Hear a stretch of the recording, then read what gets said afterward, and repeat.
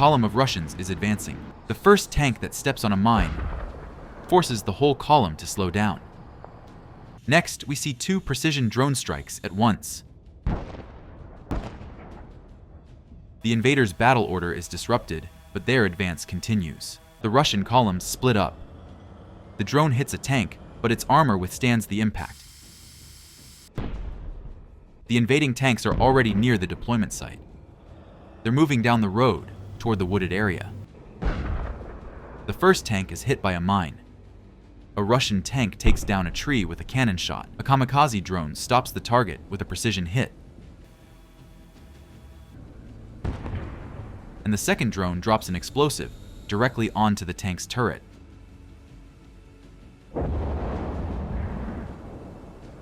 But after a nighttime repulse, the Russians attack again the next day. They manage to intercept them in the field. The occupants got close, so they opened fire at them from ATGMs. The tin can slides uncontrollably into the abyss. On behalf of the drone, we see the synchronized destruction of the enemy.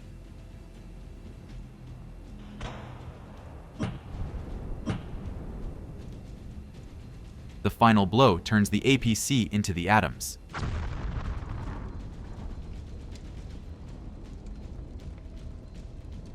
But this is only the beginning. The Russians turned their vehicles around to retreat, but the AFU didn't let them go. The Russian tank could not have expected such a sensational finale.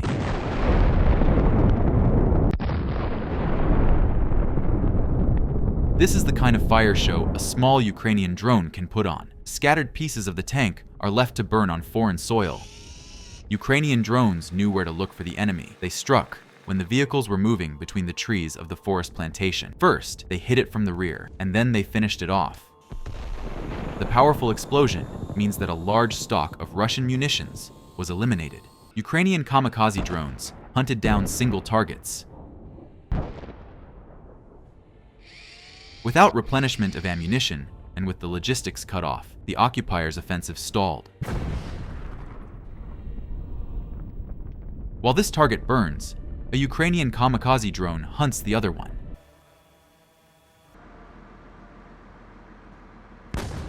The tank loses control. Next, the FPV flies up to a hit armored vehicle, but it's only damaged, not finished.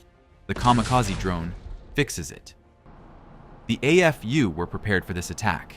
Reconnaissance passes the coordinates to artillery and mortars, and all hell breaks loose.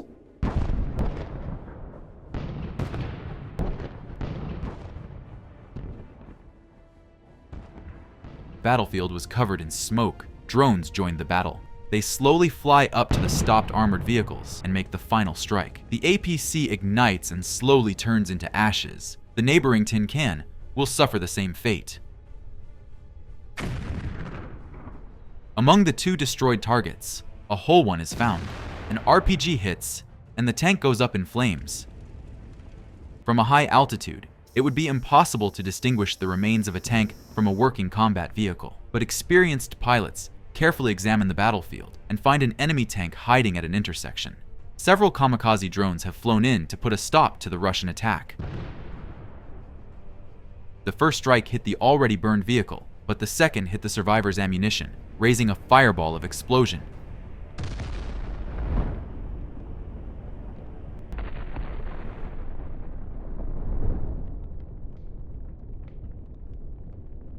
That's how the Russian vehicles are holding their ground. Now let's see what happens if you shoot Bradley with the Russians' best ATGM. First hit on the Ukrainian APC.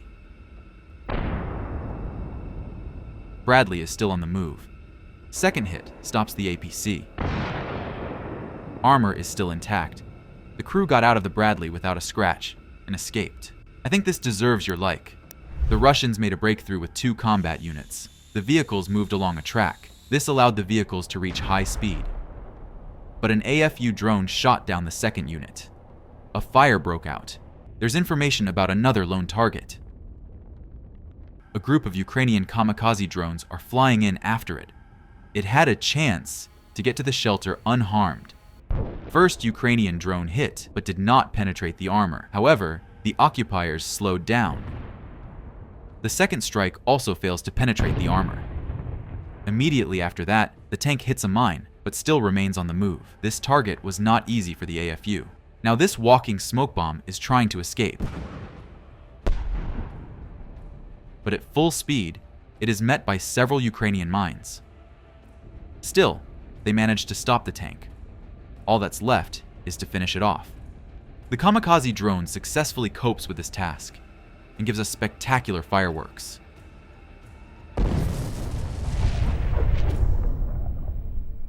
After the blow, only scattered pieces of metal were left. The other part of the column was stopped by mines.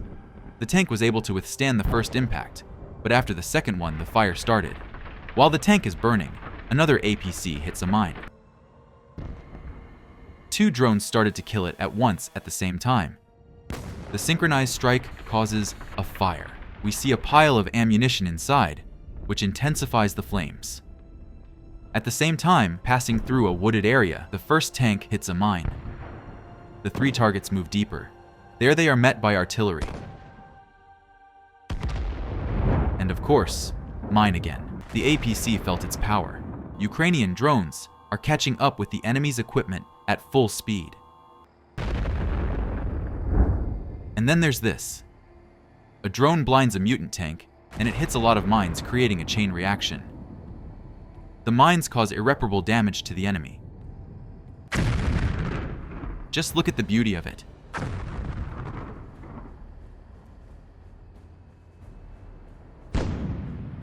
Now, the fire will melt the metal of the invaders for hours. The Russian MTLB tried to take advantage of the cover of night, but the mines don't care what time of the day the orcs are attacking.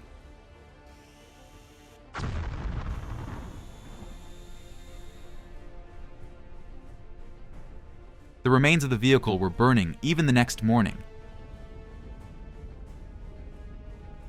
A hit by the Ukrainian FPV leads to an explosion that tears out and throws away part of the Russian vehicle's hull. After the first detonation from the hit, the Russian tank burns out from the inside as if it were paper. The succession of flashes looks like a modest fireworks display. This is how our friends from the 71st Jaeger Brigade destroy the enemy. They are carrying out tasks on the Kharkov direction and asked us for help. They need 5 of these Starlinks. The price of one is $500. Our task is to help them buy at least one of them. If you trust us, details are on the screen and in the description. We'll report back as soon as the Starlinks are delivered to the troops. Russians often use mounted structures on their vehicles. These grids are cheap and easy to install. When a drone is hit, most of the explosive energy does not reach the target. To counter this, the AFU uses several tactics. This is the depletion of the Russian defense. Several hits in one area first break through the defense and then the body of the occupier's equipment. Experienced pilots also know where these structures are not. A steep turn and a hit. The tank doesn't decide to continue on the open road and stops on the side of the road. It now becomes an easy target for the Ukrainian drone. The first hit doesn't cause the fire, and the most experienced pilots can hit the hatch of a Russian tank. Now the fire is blazing inside the Russian tin can. Moments later, bright flames engulf it and turn it into atoms. Sometimes, after the first hit, Russian vehicles scatter a sheaf of sparks and lose control.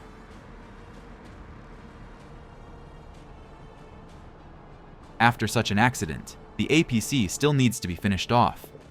To do this, a kamikaze drone aims precisely at the empty compartment for landing troops. An explosion from the inside tears the APC apart. Ukrainian Mavics recorded another Russian assault.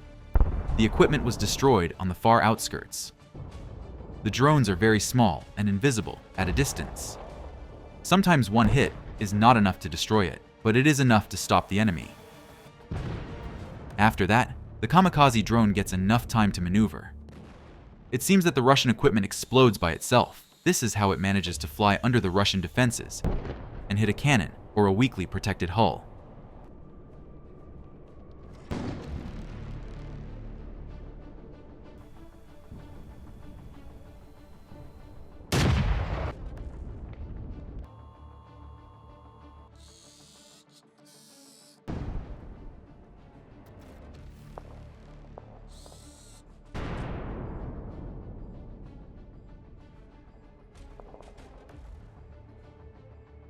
The problems with the signal from the Ukrainian FPV are not accidental. The enemy's EW works perfectly and jams the drones, but the Mavic detects the hit. On the inertia of the flight, the Ukrainian FPV managed to hit the target. Strikes from the flank and right into the hatch blow apart the enemy hull. There's no point in evacuating this vehicle. It's beyond repair. A precision drone strikes on the occupant's APC with camouflage. And the protective mesh is burning up nicely too. The Russian T-80 is firing, but does not notice that the Ukrainian drone is already approaching from the rear. The armor there cannot withstand the impact, as well as near the hatch in front, if the rear is additionally protected. There are few vulnerable areas. They are small. You need considerable experience for such jewelry work.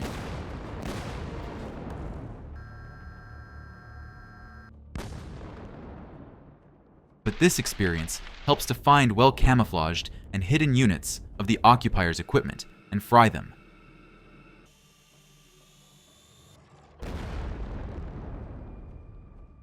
A fire in a BMP-3 after a kamikaze drone hit makes the vehicle hopelessly broken. Take a closer look. Smoke appears immediately after the impact. And after that, there's flames. It's pointless to evacuate this APC.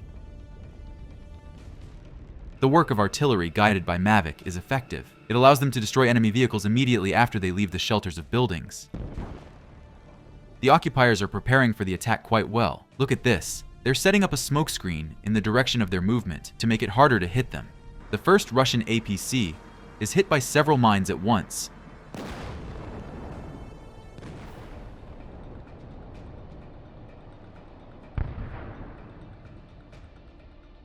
It's the second one's turn. Destroyed equipment of the occupants blocking the way. A mine lies in front of it. The APC successfully detonates on it. This is the end of the attack. A Ukrainian drone spotted a Russian self-propelled gun. It was in a hiding place, but it was tracked down and burned. That was Javelin. Look at it from another angle. You'll agree that it explodes very spectacularly. You can see those huge puffs of smoke from miles away. The guns are especially dangerous because they are long range, have a large caliber, and it is extremely difficult to calculate their location before firing. But once they're detected, HIMARS is easily dealt with. The Russians' counter-battery radar does not fire shells or missiles. Kamikaze drones cannot reach it because of the EW. But the Mavics transmit the coordinates to the missile forces, and these units pour fire on the area. The target is hit. Ukrainian intelligence has spotted an important target in action and relayed the coordinates to HIMARS. The enemy is tracked to the storage location and destroyed with long-range missiles. The occupiers call Zemlya is extremely dangerous and rare. The discovery of this equipment was already a small victory, and then destruction.